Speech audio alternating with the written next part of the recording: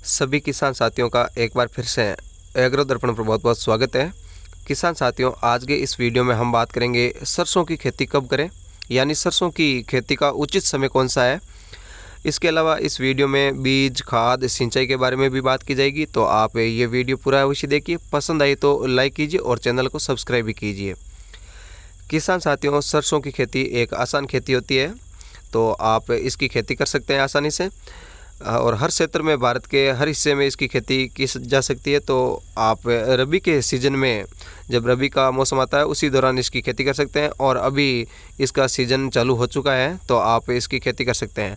अगर आप बारानी यानी जहाँ पर सिंचाई की सुविधा नहीं है वहाँ पर खेती कर रहे हैं तो 25 सितंबर के बाद में आप इसकी खेती कर सकते हैं और 15 अक्टूबर तक, यानी बारानी क्षेत्र में जहाँ खेती करते हैं तो वहाँ पर थोड़ा सा समय पर करना होता है और जहाँ आप सिंचाई क्षेत्र में इसकी खेती कर रहे हैं, सिंचित क्षेत्र में, वहाँ पर भी 10 अक्टूबर के बाद में खेती इसकी स्टार्ट कर देनी चाहिए और 25 अक्टूबर से पहले पहले इसकी खेती कर लेनी चाहिए। क्योंकि बाद में जब सरसों की फसल बड़ी होती है और उस दौरान इसमें मोइला कीट है या एफिड कीट है, उसका प्रकोप थोड़ा ज़्यादा होता है, तो आप समय पर खेती करते हैं तो उस कीट से आप बचाव कर सकते हैं। अब जैसे सरसों की खेती में हम बीज की बात करें तो बीज इसमें ज़्यादा नहीं लेना चाहिए। 1 एकड़ में आप 2.5 किलो बीज ले सकते हैं, यानी 1 बीघा में 1 किलो बीज पर्याप्त होता है। तो आप 1 एकड़ में 2.5 किलो बीज लेकर के और इसकी खेती कर सकते हैं। खाद के लिए आप इसमें गोबर खाद अवश्य डालिए खेत में। गोबर खाद से आपकी सरसों की फसल है वो बहुत ही तगड़ी होगी। और अगर आप गोबर खाद नहीं डाल रहे हैं या आपके पास में उपलब्ध नहीं है तो आप डीएपी अवश्य डालिए। वैसे आप गोबर खाद डालते हैं तो भी डीएपी तो आपको डालना ही है।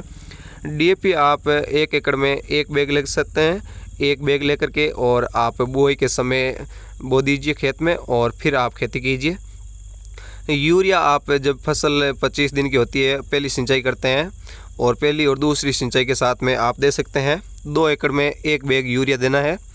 और सिंचाई की बात करें तो आप सिंचाई इसमें 4-5 सिंचाई कर सकते हैं और आपके पास में पर्याप्त पानी है तो आप ज़्यादा सिंचाई भी कर सकते हैं, क्योंकि जितना आप पानी देते हैं उतनी फसल अच्छी भी होती है। लेकिन जहाँ पर जल भराव का क्षेत्र होता है और जहाँ मिट्टी, काली मिट्टी होती है, उन क्षेत्रों में थोड़ी सिंचाई का ध्यान रखना होता है, क्योंकि बाद में तना गलन रोग इसमें हो जाता है। तो आप इस बात का भी ध्यान रखें कि आपके क्षेत्र में पानी भरा हुआ नहीं होना चाहिए, यानी खेत में पानी भरा हुआ नहीं होना चाहिए।